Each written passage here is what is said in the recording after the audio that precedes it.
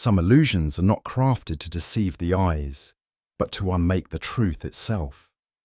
Tonight's mystery begins with a woman who glimpsed a silent figure through a Brixton window, a figure no one else would admit to seeing, and a scream that vanished before it could be believed. Where are you tuning in from? And what time is it? Let me know in the comments. The pain was clear, the witness certain. But what lies behind the glass may be darker than the room itself. Let's follow Holmes into the house that watched her back. It was on a Thursday morning in the latter part of October that I found my friend in one of those rare moods of indolence which visit him between more active periods of investigation.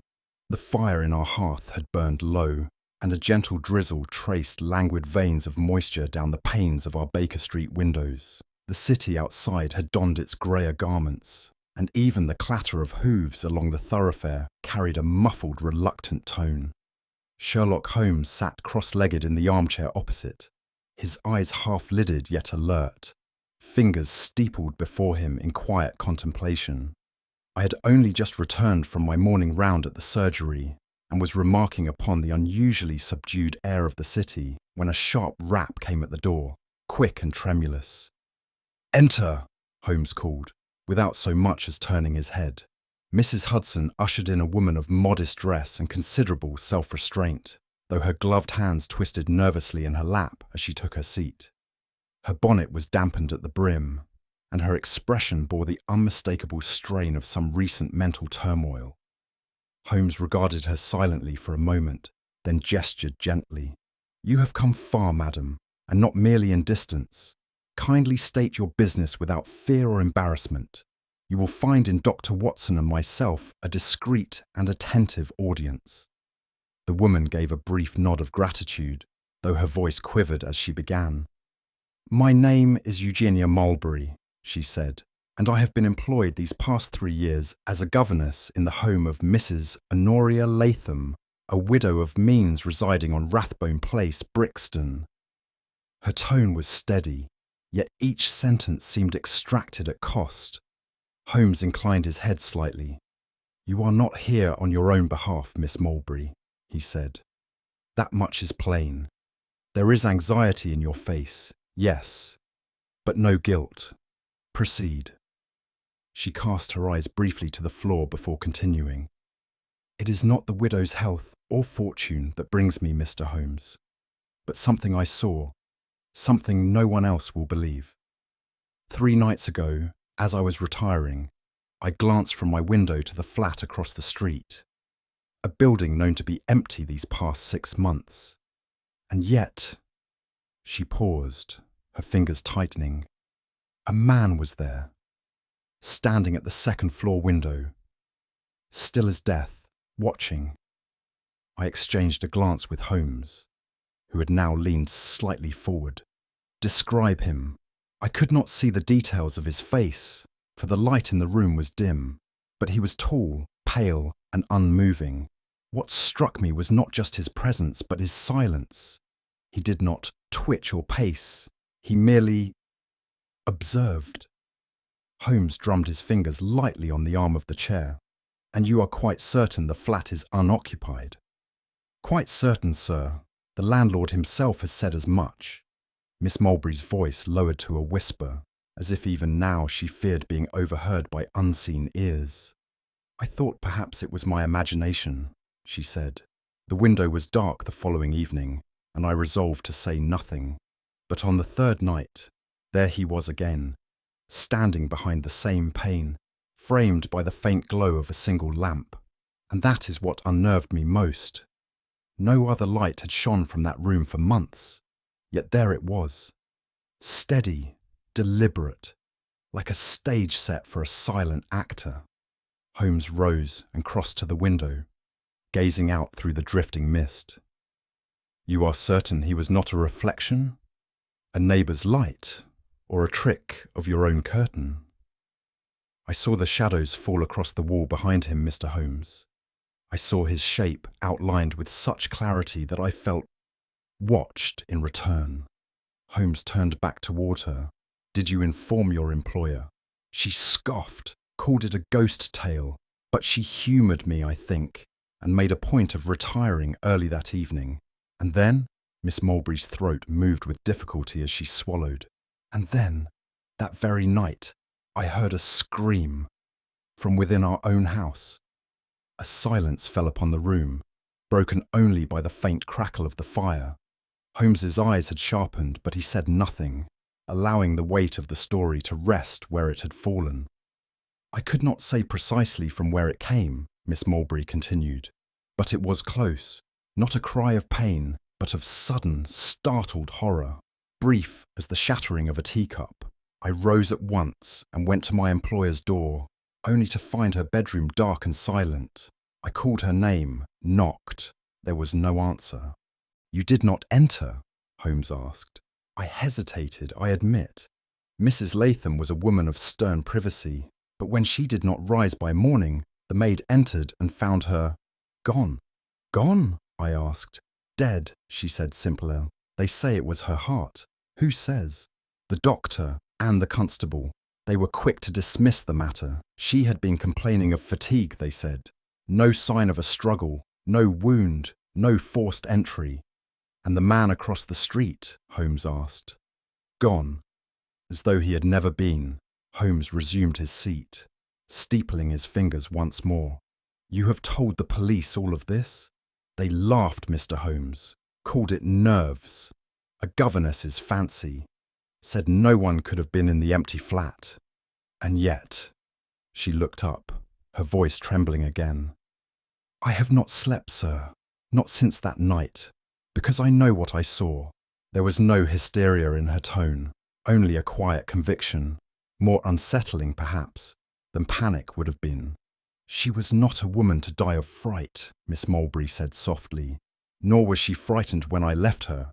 She had just taken her tea, asked me to mend a button on her glove. She was calm, collected." Holmes nodded, eyes closed now, as though turning over each piece in a silent ledger. "Did she mention any visitors, letters, strangers in the days before?" "None. Her world was very small. Only the housekeeper, myself, and the occasional solicitor. But her affairs were in good order. She had even spoken of preparing a new will." Holmes opened his eyes. "Indeed? And was such a document executed?" "I do not know. I was not privy to the details." Watson made a small note beside him, but Holmes seemed to consider something far removed from the discussion at hand. "And the man in the window?" he asked, not unkindly. She blinked. "I saw him once more, Mr. Holmes, the night after Mrs. Latham's death, just for a moment. Then the curtain fell, and you have not seen him since?" "No." Holmes stood, brushing a speck of ash from his sleeve. "Miss Mulberry, you have done well to come. You believe me?" she asked, her voice almost inaudible. "I believe," Holmes replied, "that truth wears many coats, and some of them hang on forgotten pegs." He turned to me, his expression alight with that particular gleam I had come to recognize as the herald of inquiry. "Come, Watson, I believe we shall take a walk to Brixton. There is a window there which, though vacant, may yet speak." Miss Mulberry rose, visibly relieved but still anxious. "You will find nothing, I fear." Holmes offered a faint smile. "Perhaps, but I have always maintained, Miss Mulberry, that it is not the absence of presence which puzzles the mind, but the presence where none should be." She bowed her head slightly and took her leave, and as the door closed behind her, I turned to my friend. "What do you make of it, Holmes?" He was already reaching for his coat. "The dead do not watch from windows, Watson, but the living, the living, sometimes vanish behind curtains that deceive even themselves." The following morning, under a sullen sky that threatened a second day of drizzle, Holmes and I took a hansom to Brixton, alighting a short distance from Rathbone Place. My companion had assumed the appearance of a retired army major, complete with greying whiskers, limp, and a notable distaste for draughts, while I was, for that day, his dutiful nephew seeking lodgings on behalf of an infirm uncle. The house to which we were bound stood at the end of a quiet terrace, a 3-story lodging of brick and ivy, respectable in appearance but decidedly fatigued upon closer inspection. The knocker bore an oxidized green hue, and the steps were worn by the traffic of years. Yet Holmes's gaze, always keener than my own, paused at the jamb of the door. "Note the scratches here, Watson," he muttered. "Thin, vertical, and recent. Someone enters by night who prefers not to announce themselves." We were greeted by a small, perspiring man of indeterminate age, who introduced himself as Mr. Crabbe, the proprietor. Holmes declared our interest in a second-floor room for temporary occupancy and was met with immediate hesitation. "Ah, second floor, sir?" he repeated, scratching at his brow. "I regret to say it's under repairs. Dry rot, you see." "Indeed," Holmes replied mildly, "a most tenacious affliction. Still, might we take a glance at what the illness has cost you?" Crabbe fidgeted. "It would be highly irregular. Insurance, you understand." But Holmes had already advanced into the hall with an apologetic cough, while I followed closely behind. I could sense the mounting tension in the air, as though the walls themselves knew secrets they dared not reveal. The landlord's efforts to stall us were almost pitiable in their transparency. He hovered at Holmes's elbow with the air of a man whose every instinct screamed against cooperation, yet whose social cowardice prevented outright refusal. At the base of the staircase he paused again. "I really must insist," he said, his tone taking on a plaintive note. "The second floor is quite uninhabitable. One of the boards gave way just last week. Dangerous footing." Holmes paused upon the second step and turned to him with an expression of bland civility. "You'll forgive me, Mr. Crabbe, but I have spent some time in Kandahar, where the footing was often more perilous and the company less pleasant. Still, I survived it." The landlord coloured and fell silent, allowing us to ascend with only a grumble of disapproval. As we climbed, I could not help but note the peculiar odour that clung faintly to the banister, something bitter, faintly acrid, and not easily placed. At the landing, Holmes tested the door to the flat, which yielded after a firm push. The air within was stale, untouched by recent breath, yet not so lifeless as one would expect of a truly abandoned room. Crabbe lingered awkwardly behind us.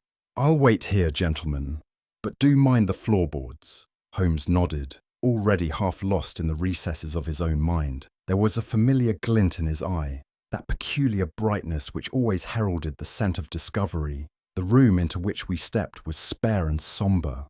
A single threadbare rug covered the warped floorboards, and the wallpaper bore the faded tones of neglect. Yet it was not the decay that arrested Holmes's attention. It was the dust, or rather the absence of it in certain places. He moved quietly across the space, pausing at the window where the pale light filtered through a dingy curtain. "Observe, Watson," he said, pointing to the area beneath a plain wooden chair. "The dust lies undisturbed across the floor, except here. The legs have left impressions far deeper than age would account for. The chair has been dragged, and recently." I peered closer. Indeed, the marks were fresh, the thin film of grime displaced in a manner that no careless wind could explain. Holmes crouched beside the sill and examined the latch. "Broken," he murmured, "snapped from the inside, yet the paint has not flaked. A sign of deliberate force, not decay." He stood and gestured toward the far wall. "And look there, a faint scuff, almost invisible beneath the edge of the rug. Whoever stood here came and went with care, but not enough to erase their passage." The room had the peculiar stillness of a place abandoned not by time, but by calculation. It bore no personal effects, no traces of furniture, save the lone chair. And yet it whispered of presence, of eyes that had watched from behind that very pane. Holmes straightened at last, his expression unreadable. "This, Watson," he said softly, "is not a room for living. It is a room for being seen." Having concluded our brief survey of the suspicious flat, Holmes expressed a desire to become better acquainted with the occupants of the house. With Crabbe dispatched on some pretext, I took it upon myself to knock, under our assumed identity, at a number of the doors along the second and third floors, seeking information under the guise of neighbourly inquiry. The first to answer was a gentleman of delicate constitution and gentle manners, who, it emerged, was a piano instructor, blind from birth, but not without a keen ear for movement. His room was modest, the walls hung with braille sheet music and tuning tools. He had, he said, heard tapping late in the evenings, faint, irregular, but purposeful. It was not the wind, doctor, he said, nor mice. It was the kind of knock one makes when they mean to announce themselves without consequence. Next was a widow of a retired constable, Mrs. Horner by name, who regarded me with suspicion until Holmes, invoking his assumed military rank, thawed her somewhat. "Things ain't been right in this house for months," she muttered. "Footsteps where there shouldn't be, shadows across my landing, and smells too, foreign smells. It is a house of whispers, doctor, but not all whispers come from living lips." Last was Mr. Abel Hartridge, a pale, nervous man with ink-stained fingers and a stammer so apologetic that it invited no further conversation. He claimed to be a bookbinder and kept odd hours. Holmes observed him keenly but said little. As we descended the stairs, he merely murmured, "A house of ghosts and glances, Watson." But one of those ghosts breathed still. It was Mrs. Horner who first spoke of the scent. "Like smoke from some eastern pipe," she had said. "Spicy and bitter. Doesn't belong in an English house." Holmes lingered in the narrow corridor after we took our leave of her, drawing a long breath through his nostrils. "Do you detect it, Watson?" he asked. I obliged him, and noticed faintly, beneath the ordinary miasma of mildew and coal smoke, a sharper tang. It was not familiar to me. "I cannot place it," I confessed. "It is Turkish," Holmes replied, "and of a particularly rare strand, more common in diplomatic circles than among Brixton tenants. Dried by hand and laced with subtle resins. Difficult to come by unless one knows precisely where to look. It was once employed by certain hill tribes in India for unorthodox purposes." I raised an eyebrow. "And here?" "Here, it is out of place," he said, "which makes it of interest." He took another breath and turned to ascend the stair again, then paused. "Foreign tobacco, faint tapping, and a watchful figure behind an empty window. The game, I fear, is not only afoot, Watson, it is seated, and very still indeed." I said nothing further, but the chill in the corridor remained with me as we returned to the street. It was the sort of scent that suggested not only concealment but intent. We crossed the road to the late Mrs. Latham's residence, where Miss Mulberry greeted us with obvious relief. She ushered us into the sitting room, which had been preserved in almost pristine condition since the lady's passing. Indeed, it was this very fastidiousness that caused Holmes to halt midway through the room.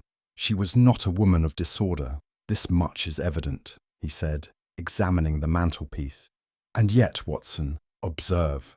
He pointed to a pair of candlestick holders fashioned in bronze, one of which bore a faint ring of tarnish around its base. The other, while matching in design, lacked the same wear. "An absent twin," he murmured, "or a prop repurposed."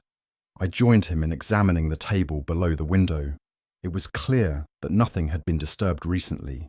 Holmes ran a gloved finger along the lip of a porcelain saucer, leaving a visible trail in the dust.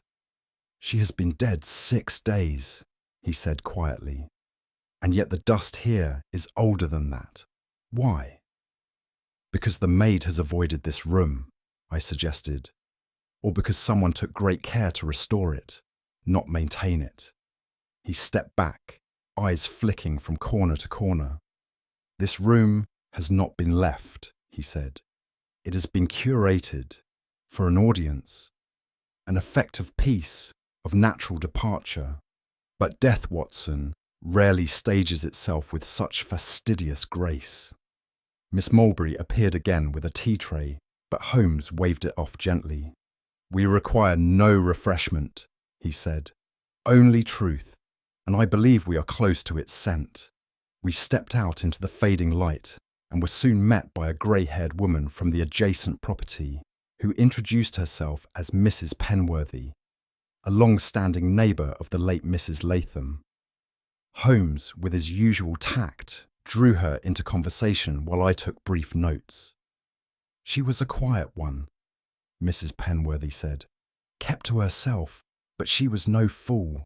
Never saw a man enter that house, not once. Her niece came by sometimes, but no gentlemen callers, no visitors that I'd call suspicious. Has anyone claimed the estate? Holmes asked mildly. Oh, her solicitor's been around, said there's a nephew, one Mr. Dreckford.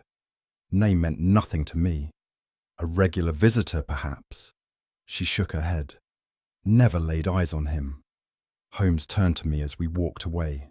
A nephew who never called, never wrote, and was never seen, and yet the will bears his name. You suspect a forgery? Not yet, but I suspect a fiction. He withdrew into silence until we reached the edge of the terrace and paused. The scream, Watson, may not have been the signal of a crime, but its silence after most certainly is. If a man may murder and leave no mark, he must still leave behind the doubt of his own invention. That doubt now lives in Miss Mulberry's gaze, and in the empty flat that watches her still.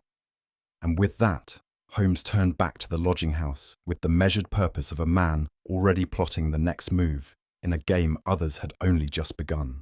The following day found Holmes in his armchair, sifting through a portfolio of legal and genealogical correspondence obtained by means I have long ceased to question.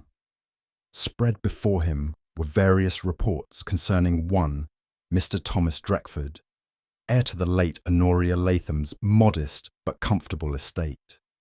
There is nothing, Holmes remarked, tapping a finger against the paper. No photograph, no letter, no mention in the lady's diaries or in the recollection of her staff, not even a calling card. Yet the will bears his name, I offered. Indeed, and not merely bears it, but crowns it. He receives the house, the accounts, and her remaining investments, all of it. No small favour for a man whose existence, prior to her death, seems more myth than fact. Holmes rose and paced slowly. He is, by the solicitor's account, a mild man, recently returned from Edinburgh, where he was purportedly engaged in clerical duties, polite, unassuming, and possessed of that peculiar charm which draws little suspicion but even less memory. He sounds thoroughly forgettable, I said. Precisely, and what better disguise than forgettability? Holmes turned abruptly toward the window. It is no small matter, Watson, when a man inherits where there is no history of affection. That alone should raise the eyebrow of reason. He retrieved his coat. Come, we shall call upon the record-keeper of Brixton's lodging-houses. If Mr. Dreckford ever walked those streets, he left some imprint, however faint. Our inquiries led us to a modest office near Vauxhall where Holmes, after a few polite insinuations and the promise of discretion, was permitted access to a logbook of temporary tenants registered over the past year. His eyes combed the entries with relentless precision. There, he said at length, resting a fingertip beside the name R. Denner. A false identity, no doubt, but one accompanied by a description remarkably close to that provided by Miss Mulberry. Tall, sallow complexion, quiet, paid in cash. Room let for 2 weeks, Holmes read. Terminated 3 days before the widow's death. No forwarding address. That places him precisely where Miss Mulberry said he was, I remarked. Holmes nodded. And confirms my suspicion that Mr. Dreckford, under the veil of a false name, took residence across from his aunt not to call upon her, but to observe her. We returned that afternoon to Miss Mulberry, who had recovered her composure somewhat. When Holmes laid before her a small portrait of Dreckford, secured from the solicitor's files, her reaction was immediate. "That is him," she said with quiet certainty. "The man in the window." "Are you certain?" "I am." The eyes, Mr. Holmes. They were not eyes one forgets. Holmes turned to me, voice low.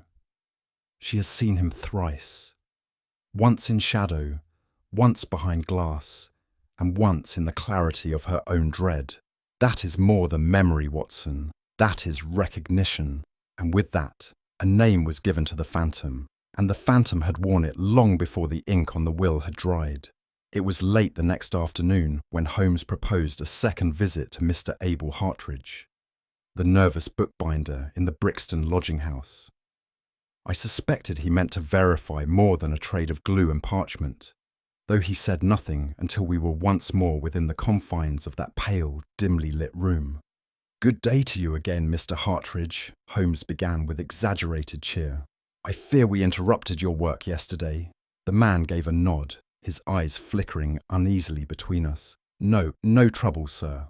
Holmes settled into a chair with apparent aimlessness. "Tell me, sir, do you enjoy music?" Hartridge blinked. No, I regret, I have no ear for it." "Ah, a shame," Holmes replied, glancing about the room. "Though I fancy even a tone-deaf gentleman must hear something in Schumann's Fantasy-Stücke. Such a haunting piece, especially the second movement, do you not agree?"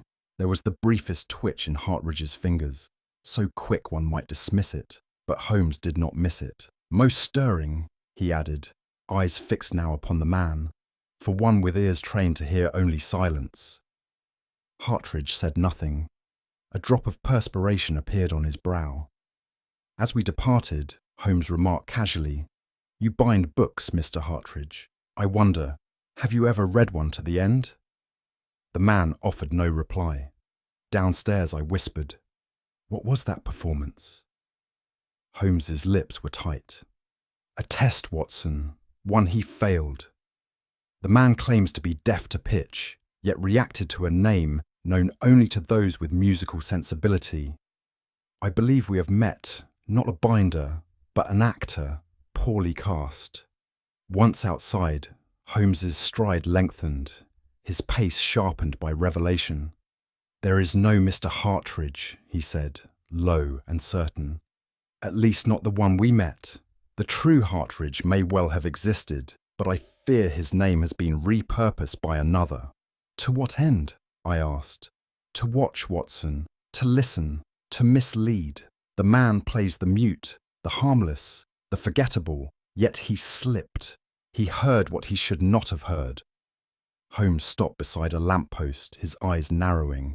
"Consider, the flat is empty, yet someone watches from its window. A man appears, then vanishes. Meanwhile, a so-called bookbinder resides just below, whose hours are odd, whose name cannot be traced, and who reacts to music while claiming ignorance of it. You believe he is in league with Drekford. I believe he is Drekford's shadow, a paid observer, a minder of silence. It would explain the timing, the false tenancy, the scream. But why such elaborate steps?" I queried.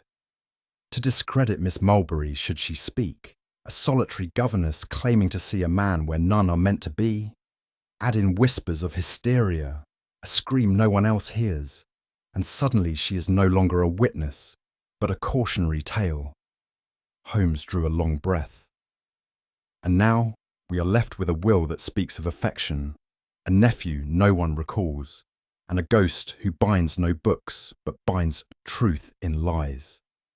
His eyes gleamed with quiet satisfaction. "Let us see, Watson, what art may yet unmask what theatre has obscured." Holmes and I returned to the late Mrs. Latham's home at his request, and once more found ourselves in the dim parlour where Miss Mulberry stood, pale but composed. Holmes wasted no time in crossing to the fireplace, where a new addition now hung between the window and the mirror. A framed portrait, sombre in tone and stiff in composition. "Did you notice this before, Watson?" he asked, indicating the painting. "I confess I did not." "It was not here on our last visit," Miss Mulberry confirmed. "It arrived with the solicitor. He claimed it had been kept by the artist until now. The portrait depicted the widow and a younger man, Drekford, unmistakably, seated beside her in an awkward pose of familial fondness. But it was the surroundings that caught Holmes's eye. "There," he murmured, pointing to the lower right corner. "The candlestick. Observe its twin." I turned toward the sideboard. Indeed, one candlestick stood alone, while its pair, the tarnished one, matched precisely the one rendered in the painting. yet the condition in the portrait was pristine.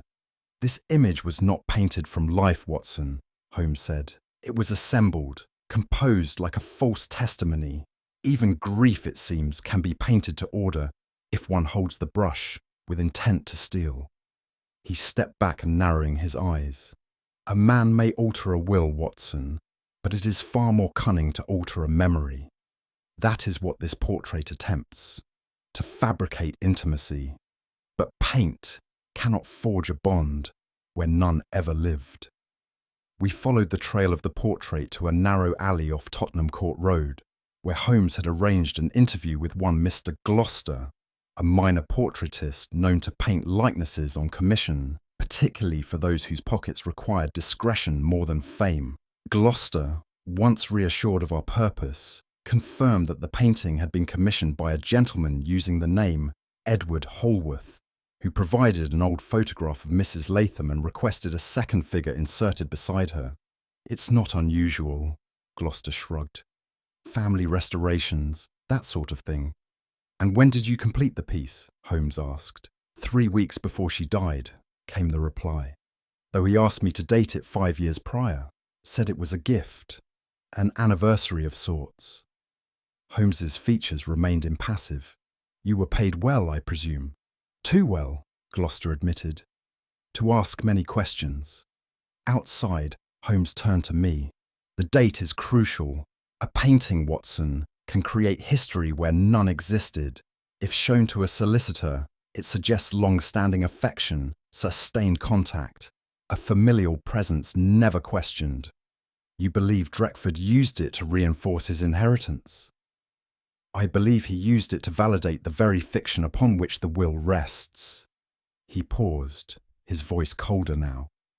"Forgery of affection, Watson, may be the most vulgar crime of all, because it begs sentiment where only greed resides." And with that, the last thread was pulled from the canvas, revealing not warmth, but calculation beneath the brush.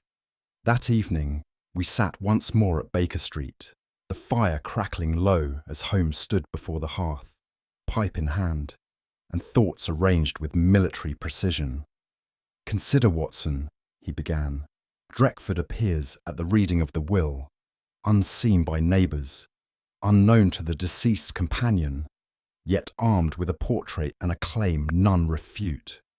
He is either a phantom or a very careful man." "You believe he staged the entire affair?" I asked. "Not alone," Holmes replied. "The man in the window is Drekford, of that I have no doubt, but he required an accomplice to anchor the illusion, someone within the lodging house to observe Miss Mulberry's movements, to confirm the absence of witnesses, and most critically, to reinforce the notion that the flat was uninhabited. Hartridge. Exactly. Or rather, the man posing as Hartridge. Their coordination is evident. One watches, the other distracts. One impersonates history, the other erases presence." He tapped the bowl of his pipe. "2 men, 2 names, and a window that never should have reflected either. The illusion is elaborate, but brittle. Miss Mulberry was meant to be the unreliable witness, her story discredited by the very strangeness of what she saw. And instead, she saw too clearly. And now, gentlemen who never were are about to be revealed for what they are." He turned then, his expression sharpened to steel. "Tomorrow, Watson, we cast the light upon the stage. Let us see if the actors can bear its weight." It was not yet dusk when Holmes completed his arrangements. With characteristic precision, he had secured temporary possession of the vacant flat opposite Miss Mulberry's window, under the name of a fictional foreign professor, and seen to it that the room was lit by a single low lamp. In its pale glow, he positioned a mannequin cloaked in a long coat and scarf, its profile carefully sculpted to resemble the earlier silhouette described by our client. The effect, as viewed from the street, was uncanny in its fidelity. "We baited the snare not with a man," Holmes observed, "but with the memory of one, framed by candlelight and silence." The remainder of our preparations were equally meticulous. Inspector Gregson had been summoned to assist, and took up position in the narrow alley just off the mews, while Holmes and I made ourselves discreet within the flat, hidden behind the curtained inner chamber. It was agreed that we would wait for the hour most likely to stir ghosts, midnight. The criminal mind, Holmes once told me, is least guarded when the world around it sleeps. A watcher fears being watched, but a man convinced of his own cleverness begins to believe in his own invisibility. And so we waited, the three of us, Gregson down below, Holmes and I in our silent vigil above. The hours passed slowly, the stillness broken only by the occasional rattle of a distant cart or the rhythmic toll of St. Mark's clock. At 12:15, Holmes stiffened. "There," he whispered. Footsteps, light, hesitant, but not unfamiliar with the path. I held my breath as the boards beneath us creaked faintly, then ceased. Somewhere just below, the trap had been sprung, and the spider, long patient, had begun to stir within its web. We remained utterly motionless, the air thick with anticipation. Somewhere beyond the stairwell door, a hand pressed against wood, a breath drew slowly. Then, without warning, a click. The latch shifted, and the door to the flat opened no more than a whisper's breadth. A figure slipped through, his outline dimly etched against the soft amber light. There came the faintest creak of boards, Holmes murmured later, and then, like the echo of a nightmare, the figure slipped through the crack of the door. He moved cautiously, stepping into the chamber with a measured hesitation that betrayed both purpose and fear. His eyes flicked toward the silhouette by the window. For a moment, he stood frozen, transfixed by the replica of himself. The effect unnerving in its theatricality, Holmes stepped forward from the shadows. "Good evening, Mr. Drekford," he said softly. The man spun round, and in that instant I glimpsed the pallid face, the trembling lower lip, the flash of something metallic in his hand. But Holmes had anticipated the motion. With a swift lunge, he struck Drekford's wrist, sending the blade clattering to the floor. Gregson, having mounted the stair on cue, seized the man's shoulder and pinned him to the wall. Drekford struggled for only a moment. Then, as if the fight had been extracted by sheer inevitability, he slumped. "You," he muttered. "You weren't supposed to appear in the script," Holmes replied coolly. "Forgive us, Mr. Drekford, but this theatre was in need of new direction." The mask of calm, long maintained, had at last been torn from the face behind the window pane. We led Drekford to the chair he had once used as a stage prop, and now found himself bound within it, not by rope, but by consequence. His eyes darted from Holmes to Gregson, from me to the still glowing lamp by the window, as if searching for some thread of illusion he might yet seize. "So ended the ghost of the window," I recorded later in my journal, clutching a blade with shaking hands and eyes that no longer wished to be seen. Holmes stood over him, arms folded. "You are not a fool, Drekford," he said. "Only a gambler. You gambled that Miss Mulberry would be doubted. You gambled that a portrait might fabricate memory. And tonight, you gambled that a shadow could erase a crime." Drekford said nothing, but the slight twitch at his temple betrayed a simmering defeat. "Where is your companion?" Holmes continued. "The man calling himself Hartridge." Drekford's silence was answer enough. "No matter," Holmes said. "He will be dealt with presently. Scotland Yard has means of persuasion that exceed mine." Gregson gave a brief nod and departed without a word, no doubt to arrange for the immediate apprehension of the false Hartridge. Holmes turned back to Drekford. "The clever criminal rarely accounts for emotion. You assumed Miss Mulberry's story would collapse beneath scrutiny, but you did not expect her to come here, to be believed.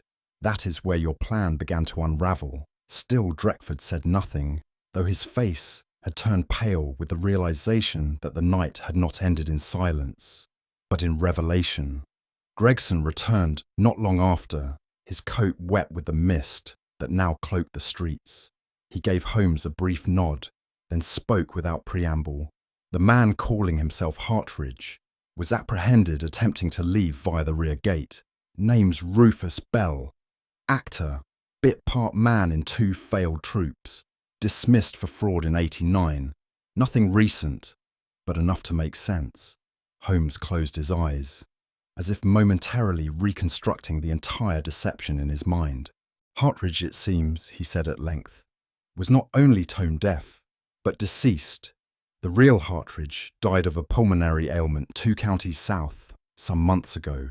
Bell adopted his name, his profession, and his place in that house, with only one purpose: to support the illusion of Drekford's innocence, I said. Precisely. Gregson produced a folded document. We found this in his lodgings, he added. It's a script, lines rehearsed for a fabricated conversation, should any of the other tenants grow suspicious. Holmes accepted it with a wry smile. Even liars, it seems, must rehearse their truths. I sat down heavily. It is astonishing, I said, how thoroughly they constructed it. A false identity, a staged portrait, even a man behind the curtain. And yet, Holmes replied, it took only one honest witness to unseat them. He stepped once more to the window, now bare of curtain and silhouette. A window is a peculiar thing, Watson. It invites the eye while shielding the intent. Drekford assumed that what was seen from without could never be proven from within. He forgot that a lie, however composed, is still vulnerable to the truth. As the lamp was extinguished and the shadow removed, it felt to me that the house had shed a presence, not merely the figure at the window, but the quiet dread he had cast across those who lived beneath his gaze. Once Drekford and Bell had been taken into custody, Holmes and I returned to Baker Street, where he wasted little time in reconstructing the entire sequence of events with that singular clarity I had come to both admire and fear. The scream, Watson, he began, has haunted this affair from the outset, not merely in sound, but in symbolism. Miss Mulberry heard it from within the house, and it coincided precisely with the moment her mistress was found dead. But I tell you now, it was not a cry of death. I looked up from my notes. You believe it was staged? I am certain of it.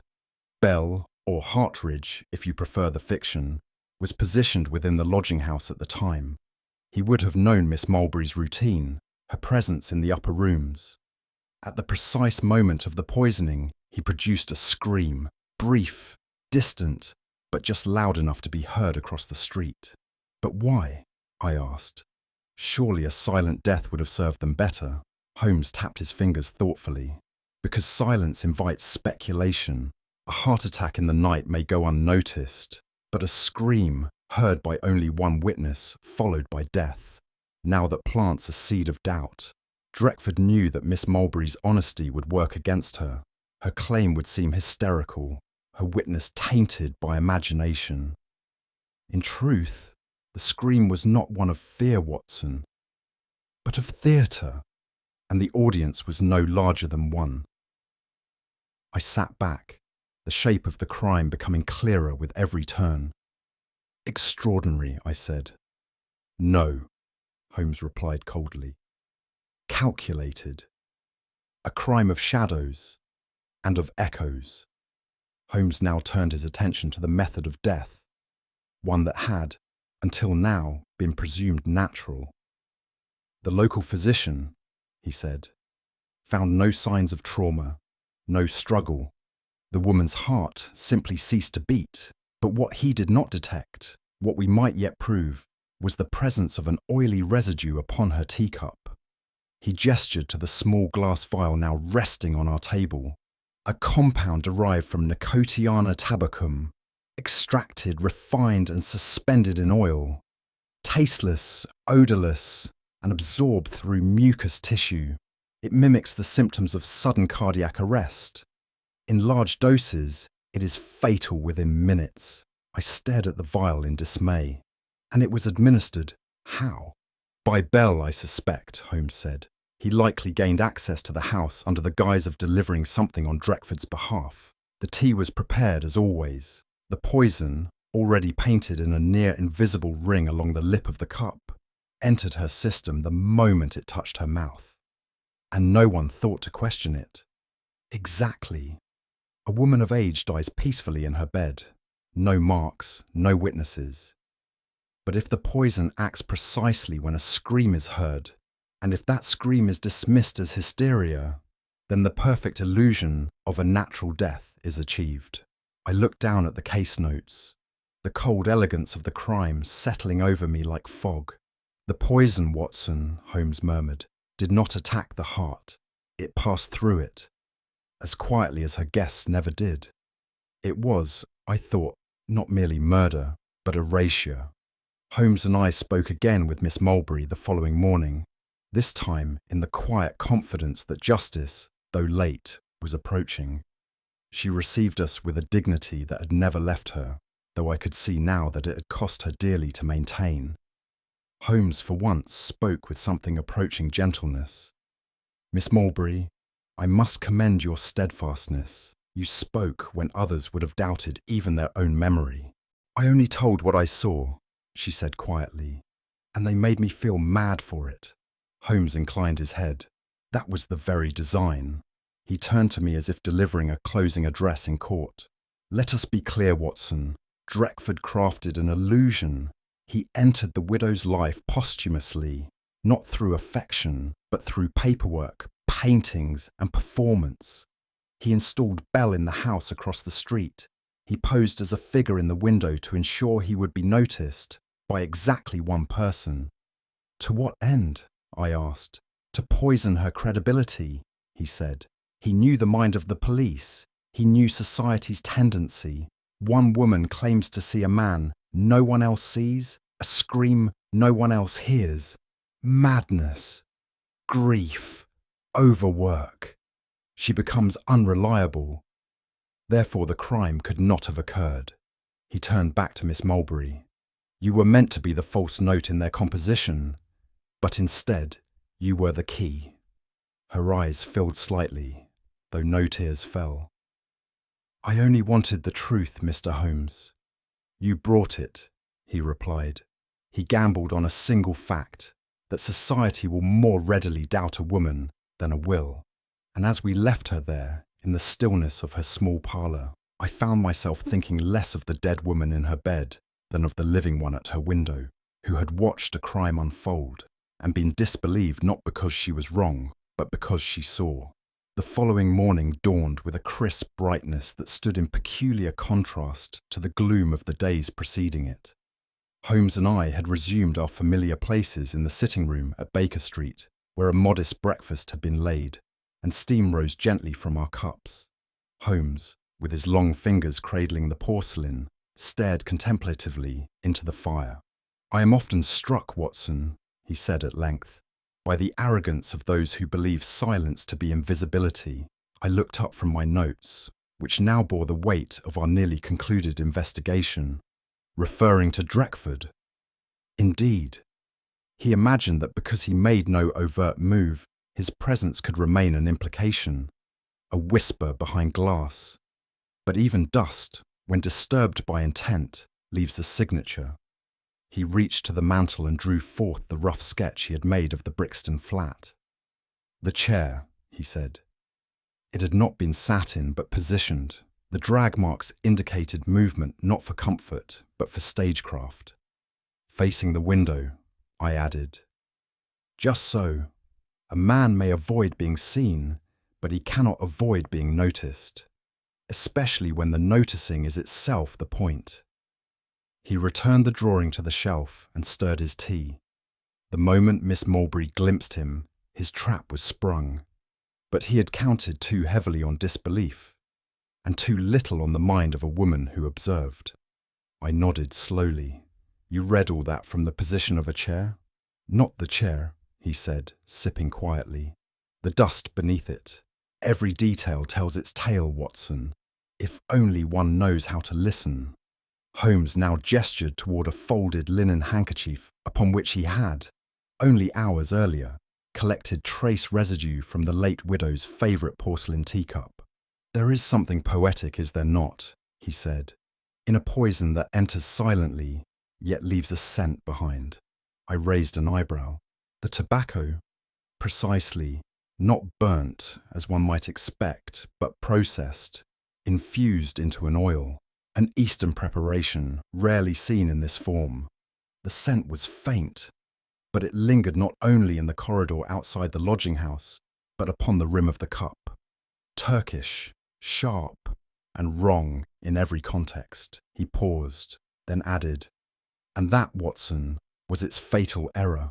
Bell, the actor posing as Hartridge, was careless. The smell clung to his garments, and eventually to the very root of the poison. But the oil itself, how was it administered?" "Painted," Holmes replied, "in a fine ring around the cup's lip. Invisible, odourless to the untrained.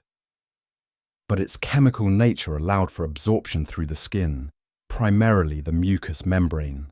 A single sip was sufficient, and the attending physician missed it." Holmes smiled faintly. "Most would. It mimics a natural failure. But nature, Watson, is not so precise as crime. And Drekford, in this case, was nothing if not precise." I leaned back in my chair, the realization settling like frost upon my skin. "She drank death," I murmured, "from her own cup, and left behind only breath and ash and a lie," Holmes said quietly. Holmes retrieved a photograph of the forged portrait, now in police custody, and placed it before me. Even in its reproduction, the image exuded a sort of fabricated warmth. Two figures posed in a contrived moment of domestic calm. The widow sat in her chair, serene, while beside her stood a younger man with one hand resting lightly upon hers. "There is nothing spontaneous in this composition," Holmes said. "The candlestick, as you recall, matched precisely the one absent from the mantel. It was removed from the room and painted into the likeness." I nodded. "And the missing one replaced by a tarnished counterpart." "Exactly. But observe, too, the pose. It is not one of intimacy, but of presentation, stiff, over-arranged. A man not used to affection, trying to simulate it for an unseen jury." He tapped the lower edge of the image.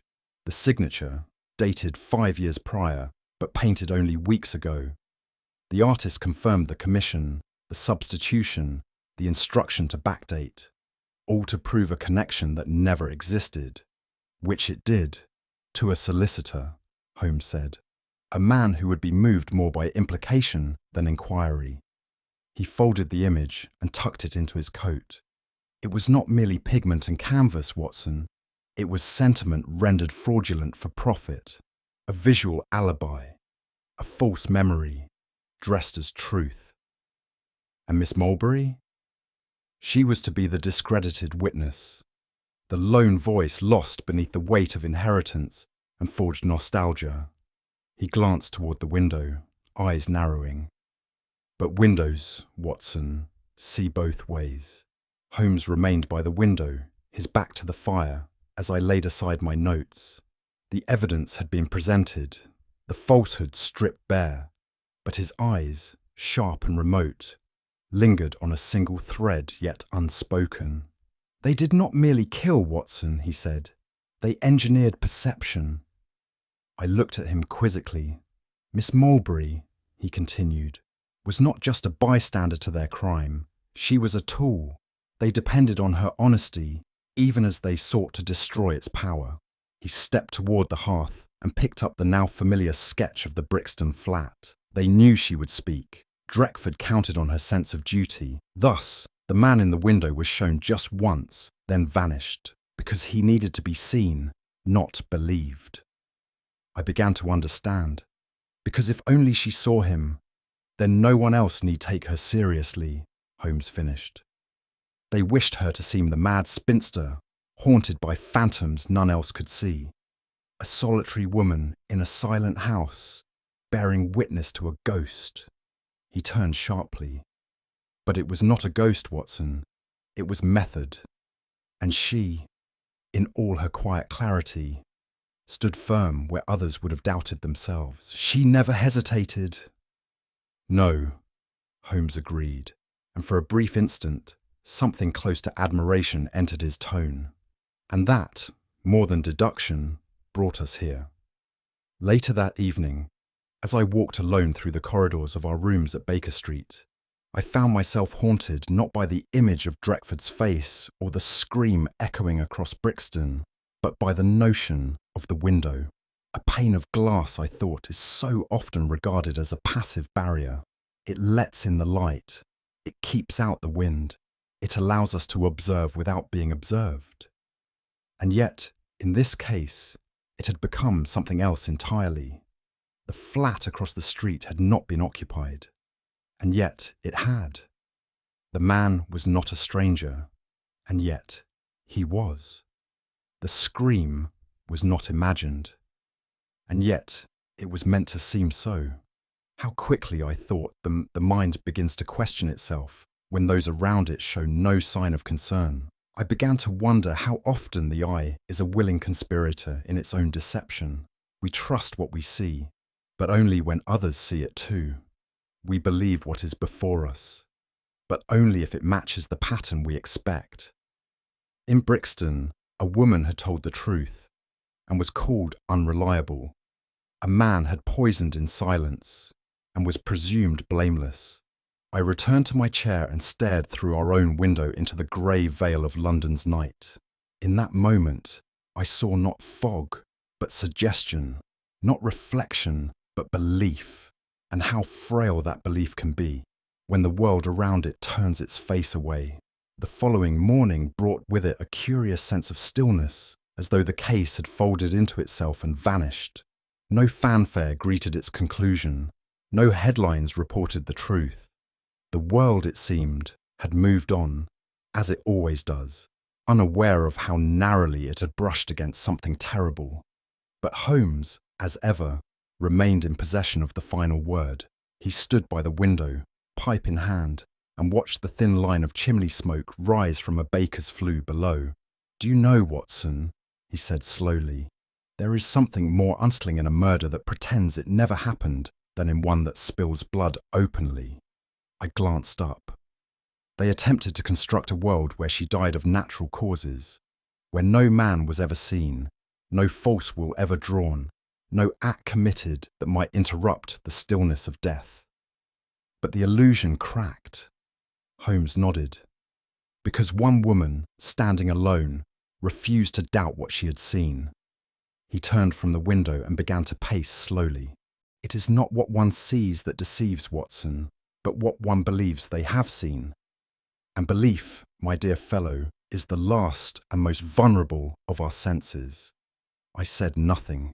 The truth of the statement was too heavy for easy response. She believed in the man at the window, Holmes went on, and by doing so, she cast doubt on everything else, and it is in that doubt that truth took root.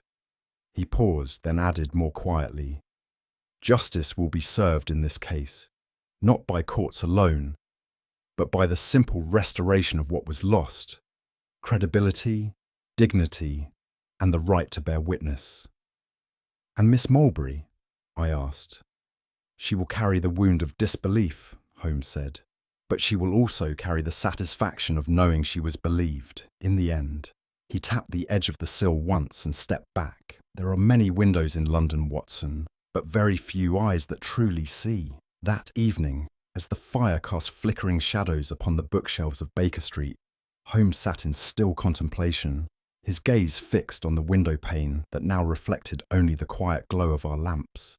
"There is something curiously modern, Watson," he said at last, "about the idea that a truth, when seen by one and denied by many, becomes a sort of madness." I looked up from my notes. And yet, Miss Mulberry never wavered. "No," Holmes replied.